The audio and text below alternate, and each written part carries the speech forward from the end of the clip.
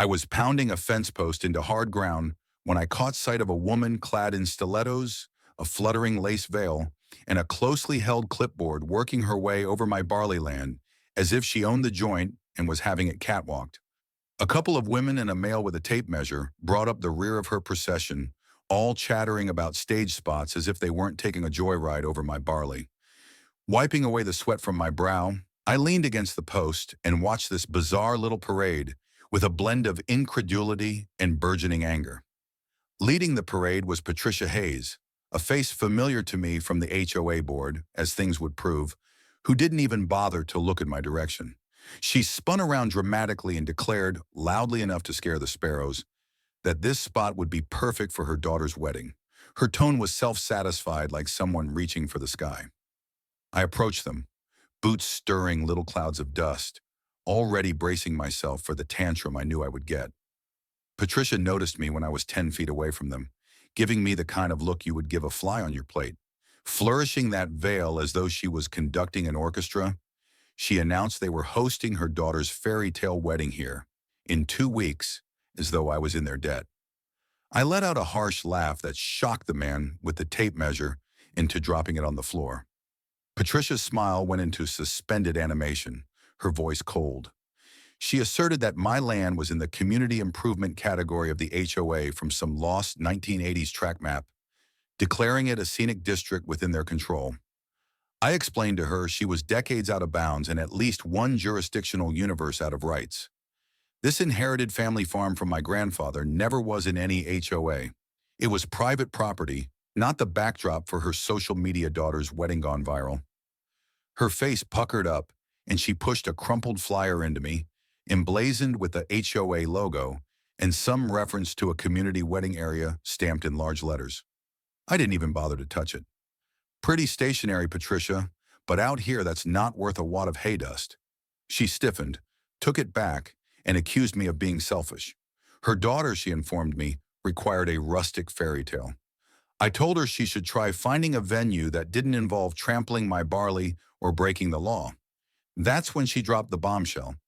You don't get a vote, Ethan. This is a community decision, and we've already started planning. I experienced a rapid rise in blood pressure. I cautioned her that the next footprint in my field would be vandalism, and I'd call the sheriff. Her eyes turned icy. Go ahead, I already did. He'll take care of your attitude. Then they marched off, Patricia looking back over her shoulder as if she already had visions of flower arches dancing in her head. I went back to my station, but I was thinking. This was no miscommunication. This was a direct land grab, and Patricia had no clue she'd just awakened the wrong bear. The next morning, I awoke to see pink ribbons wrapped around my fence, waving like abandoned pageant streamers. Wooden stakes were driven into the ground alongside my barn, labeled Ceremony Aisle and Dance Floor. One actually read Groom's Corner. My coffee went cold in my cup as I watched, staring at the insanity and asking myself just how far Patricia was going to push the sideshow. A half hour after I'd arrived, she rolled up in a golf cart decorated with a wedding committee sign. She wore a sun hat and bellowed instructions at a work crew offloading chairs. I strode over and gave her 10 seconds to vacate before I turned on the sprinklers. She called me hostile, said that I was disrespecting her daughter's joy. I reminded her again that she was trespassing. Her icy little smile reappeared. Not for long. That's when I knew. This wasn't entitlement. She was scheming something bigger. By lunchtime, Sheriff's Deputy Tom Bradley had arrived, scowling. Patricia had called him complaining that I was blocking a community event. I showed him my deed and boundary maps, proof my land never was owned by HOA. He nodded, grumbling, and left. That evening, I removed the ribbons, pulled out all the stakes, and piled them all up by the barn. I spent the night with an ear cocked. Around dawn, 2 flashes of headlights blazed along the fence line. The tape caught a truck speeding off into the night.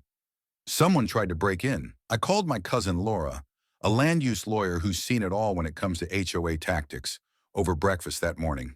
After I explained, she didn't even blink. She's not just overstepping, Ethan. She's bulldozing boundaries and calling it destiny. 2 subdued days went by.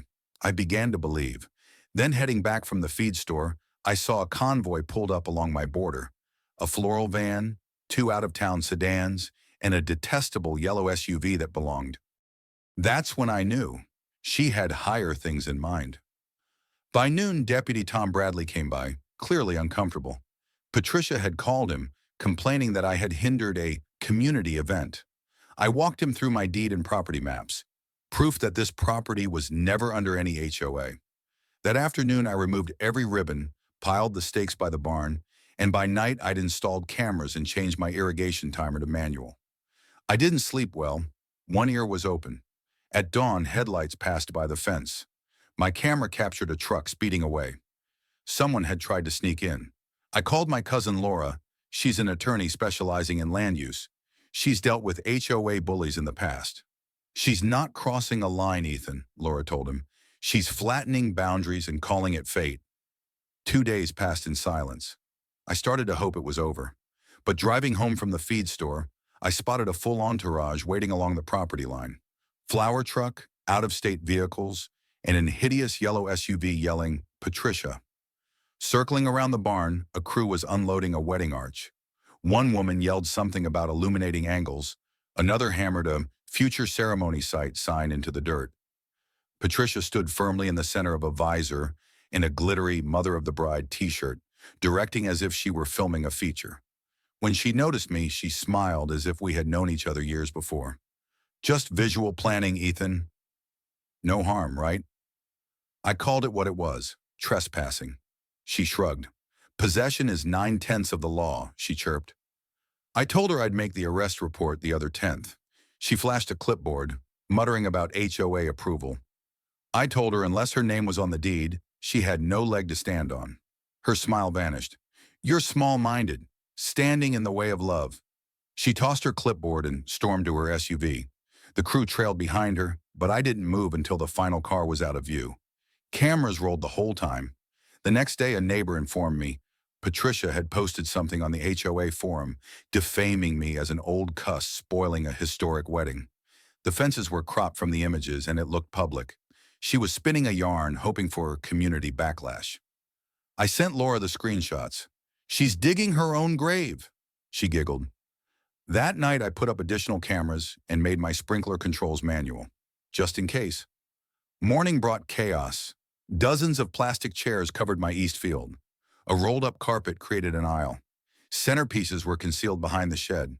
Someone had transformed my property into a wedding backdrop overnight. I called Tom. He showed up, shaking his head. I introduced him to video of Patricia's SUV coming in through my gate at 2 a.m., crew in tow.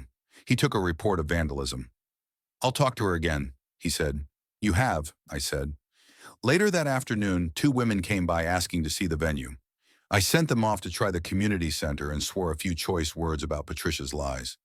By evening, teens were pouring my gate, giggling about a TikTok wedding farm and a product called a cow aisle. I chased them off, the fear settling in my bones. The next day was eerily still. No SUVs, no decorators, just quiet. Then Tom arrived at the door, his face solemn. Patricia had gone too far, made a county complaint stating I was hindering public access. She uncovered a 30-year-old map of zoning which showed my land was previously mapped for shared use. It wasn't worth squat, but Tom warned a lot of commotion might convince one desperate enough to keep the peace. Laura confirmed the map was of an extinct builder and never finalized. I have certified boundary maps at the courthouse, laminated a private property, not HOA land sign, and mounted it on my gate. However, by early afternoon, Patricia reappeared. She arrived in suits, 3 clipboard-toting people introducing themselves as HOA planners. Among them was one David, who informed us that the status of the land was debatable. I spread my laminated maps on the tailgate of my truck and instructed them to argue somewhere else. Patricia droned on about a visual buffer zone. I called it what it was, nonsense. The wedding's going to happen, court or not, she snapped. I smiled. Good luck with the permits. She bristled, then threatened to move it next door, Mike Turner's empty lot. Mike was an old friend I couldn't catch up with, but a mutual acquaintance started investigating. That night, I saw a lantern flash in Mike's field. Through binoculars, I observed figures deploying. Hammering started before morning. 4 trucks, 2 tents, half an arch up. Patricia in a wedding coordinator sash shouting orders. Music blasted. A drone zoomed over my barn, filming my house. I scrambled it with a device from my garage. Watched it fall. Laura confirmed Mike hadn't leased the property. She sent a cease and desist to Patricia and called the Sherry.